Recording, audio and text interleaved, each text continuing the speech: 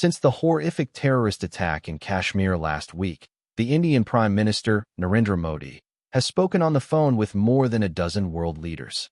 Diplomats from 100 missions in India's capital have filed into the foreign ministry for briefings, officials said.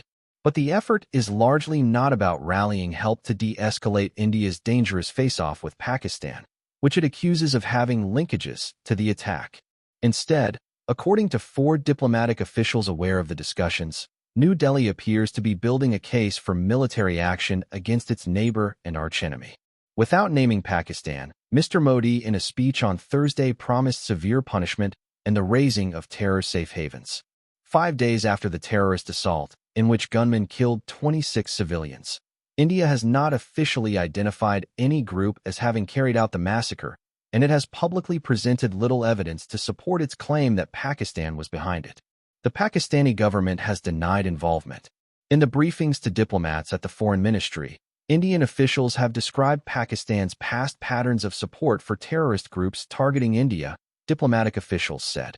The Indian officials have said their investigation is ongoing and made brief references to technical intelligence tying the perpetrators of last week's attack to Pakistan, including facial recognition data on perpetrators that they say have ties to Pakistan.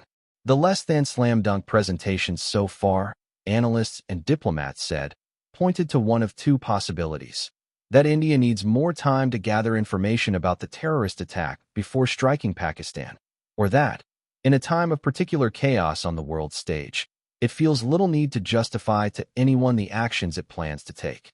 A military confrontation between India and Pakistan, both armed with nuclear weapons, runs the risk of rapid escalation that could be difficult to contain.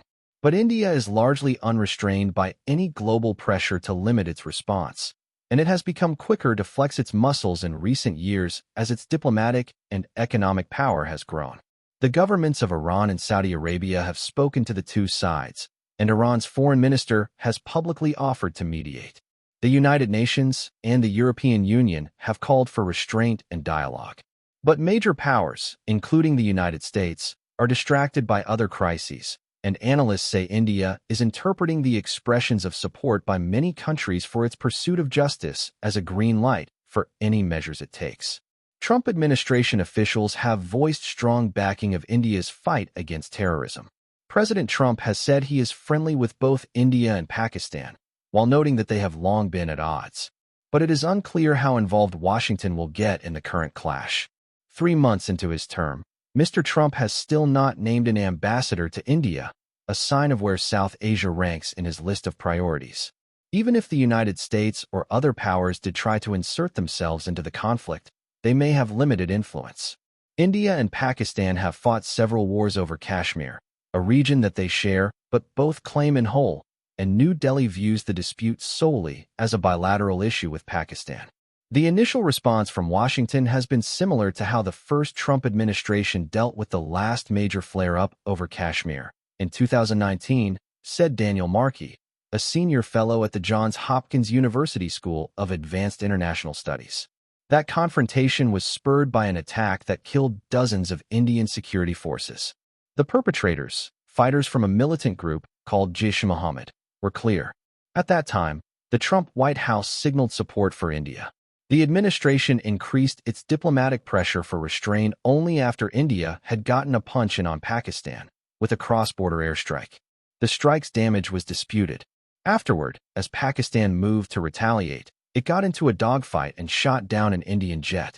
The pilot was taken prisoner.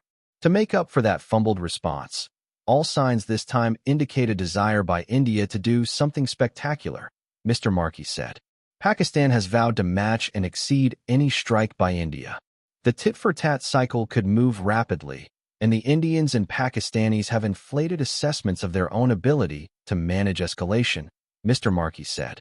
Unlike with the 2019 terrorist attack, the claims of responsibility for last week's slaughter have been murky, with information even on the number of attackers less than concrete.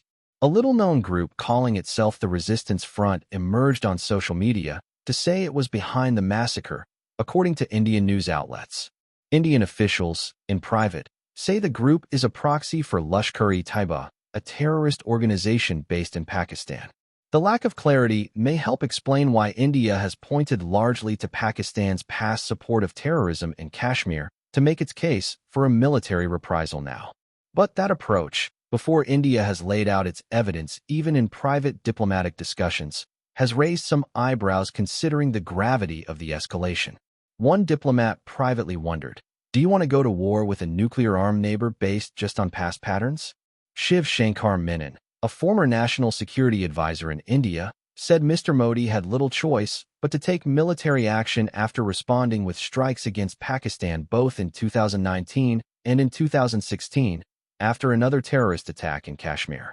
But Mr. Menon said the tit-for-tat between the two adversaries was unlikely to get out of hand.